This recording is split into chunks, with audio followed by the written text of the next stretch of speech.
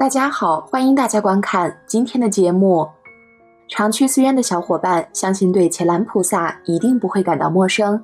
不过大家看到的这位佛教寺院的护法神，往往是一个义薄云天的关公形象。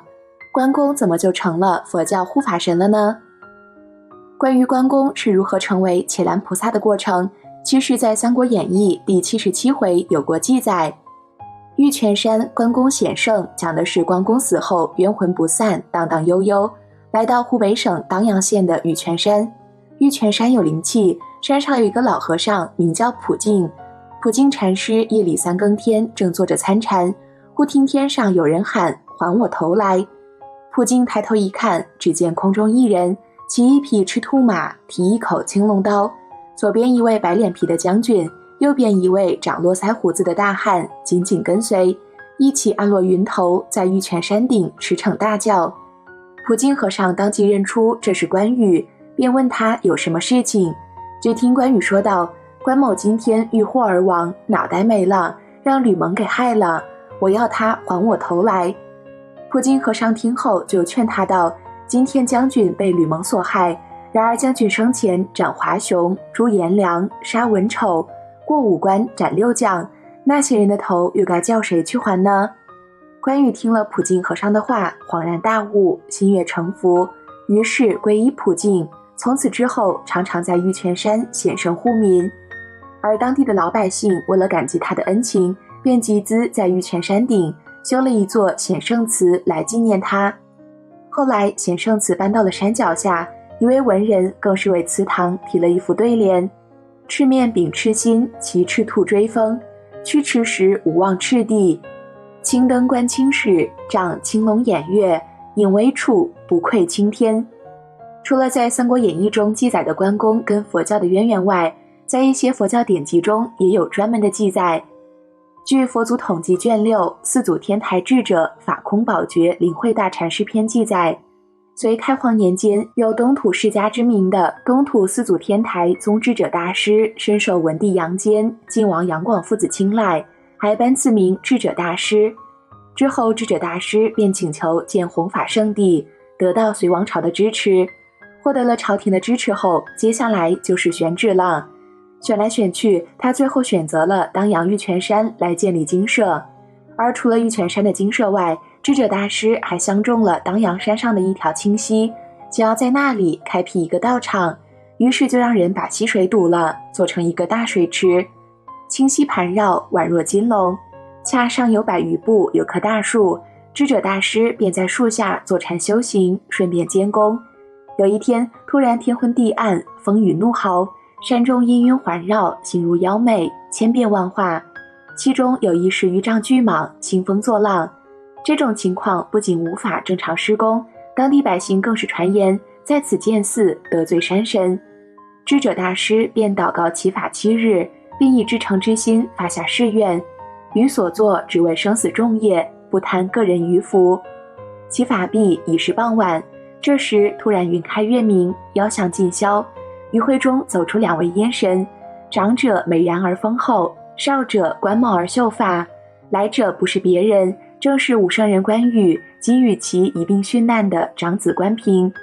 原来关羽父子死后，孙权将其首级献给曹操，并以诸侯之礼将其葬于当阳山中。生作人杰，死亦鬼雄。关羽死后便成了当阳山神。关羽走来对智者大师说道：“愿哀悯我于特垂摄受，弟子当与子平建寺化供，护持佛法，愿是安禅。”大致意思是，大师您只管安心禅定，等您出定后，我们会协助将寺庙建好，只求给我们一个皈依佛门的机会。果然，智者大师7日后出定，见秋潭千丈，化为平治，动宇焕丽，巧夺人目，神韵鬼功，其速若是。智者大师入住当阳精舍后，又一日，关羽求告智者大师：“弟子今日或闻出世间法，愿喜心意念求受戒，永为菩提之本。”于是智者大师便为武圣人关羽受了5戒，就此成了佛教的护法神。关羽成为护法神后，就担负起护卫佛法的责任。他会惩罚一些犯戒的僧人，师门法节录中记载了2个故事，都跟关羽有关系。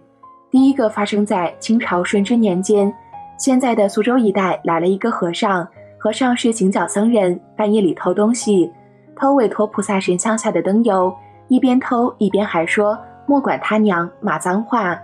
第2天报应就来了，此人被韦陀菩萨附体，反绑了自己，跪在菩萨面前自言自语说，你前天偷吃了一盘面，我饶了你，现在偷我灯油，并且出言不逊，罪该死，不能饶恕。全寺的僧人看到后都傻了，都跪下为这个人忏悔。他又说了，如果不是关圣帝君劝解，立刻处死你，现在罚你跪一炷香。寺里的僧人眼看香烧完了，要扶他起来，结果起来后他又自骂道，不行不行，这香还有2寸在灰里没烧完，于是又把自己反绑起来，跪着等着香烧完后才松绑。这桩公案说明关公和韦陀作为2大护法神，对佛门不孝之徒的惩治是非常严厉的，不过同时也给了他们改过自新的机会。还有一件事，就是高明寺有一个管库房的小沙弥，小和尚经常偷大伙的东西，偷大伙的财物，偷库房的粮食自己吃。1年后，他梦到关公把他的舌头给割了，不久便得了重病，差点死了。这时他才明白，这是护法神关公对他的惩罚，然后他便变卖衣物，向大众忏悔，说自己再也不管理仓库了，这工作我干不了了。后来慢慢的病才痊愈，这也说明关公作为佛教护法的神威。看完关公在汉地的影响力后，你以为就到此结束了吗？但您可真是小觑关二爷的影响了。其实关二爷在西藏也一样有着巨大的影响力。作为纯粹的汉地历史真实人物，关公信仰早在清代的时候开始就已经根植于在藏区，并成了藏传佛教的护法神。同一神只被不同宗教供奉的现象，在各大宗教中其实都有所体现。尤其以藏传佛教广泛吸纳不同神只作为护法的传统而言，关公成为藏传佛教护法神并无唐突之处。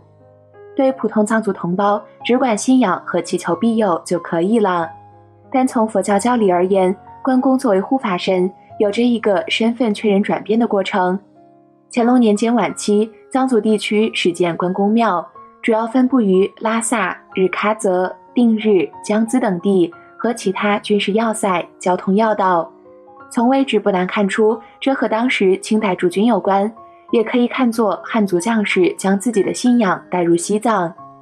那么修建了关帝庙之后，关公是否就立马成了藏传佛教的护法神呢？不可否认，西藏关帝庙是汉藏文化交流的重要成果，但这种交流并不一定能自然形成融合为一体的现象。关帝庙在藏地又被称为格萨尔拉康，这完全是将关公与藏族人民心中的英雄人物格萨尔王视为同一个人，这种认同不会自然形成。关于关公成为藏传佛教护法神，还有一个传说。据说五世班禅大师进京的时候，曾梦见一个红脸长须的武将前来迎接，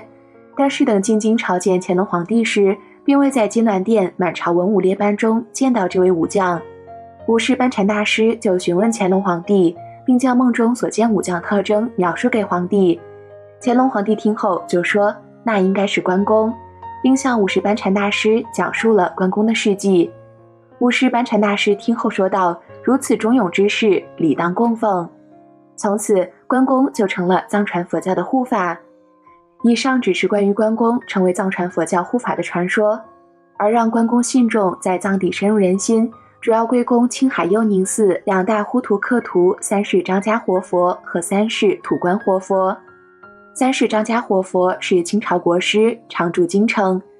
当时京城藏传佛教寺院如雍和宫等，在关公磨刀日和诞辰日等特定日子，和其他寺院一样，也会举行与之有关的佛事活动。张家活佛看到这一现象，就认定关公为藏传佛教的智慧护法，并撰写了大量祈愿文和赞文。同时从源头上追溯关公本生，认定关公为古佛再来，以护法形象度化众生，并实现过多种护法的形象，其中之一便为关公。其他还有如马头明王的眷属、红面玉主等护法形象。此外，在土观活佛所著的《张家国师若比多集传》一书中，还记载了张家活佛路遇关公得其护佑的情况。张家活佛途经四川时，在名叫香林的山下打尖，当天晚上梦见一个红脸大汉对他说：“山顶上就是我的家，还请尊者前往小憩。”说完就让张家活佛随他前往。到了山顶，看见有一个富丽堂皇的院落，红脸大汉将尊者请到中间屋中，差人献上各种食物饮品，对尊者说：“此地都属我管辖，在供奉我的人当中有很多藏人，所以从今天起我将为你护法。”第二天，尊者询问当地百姓，得知山顶有一座关帝庙。启程后，尊者一行遇到顽猴从树上抛石，打在逝者楚尘大街头上，只是受了一点轻伤，并不要紧。尊者知道这是关公在护法之故。后来，张家活佛亲自对土观活佛说，有次去西藏时，就在那山底下献酒祭礼关公，这时候出现了一只老虎，一直护送我们到山背后。这时当时的随从都看到了。有了这种种的关公显圣的事迹，再加上关公本身忠义仁勇、护国佑民的精神，关公成就护法神的地位自然是水到渠成了。好了，今天的内容就和大家分享到这里了，那我们下期节目再见。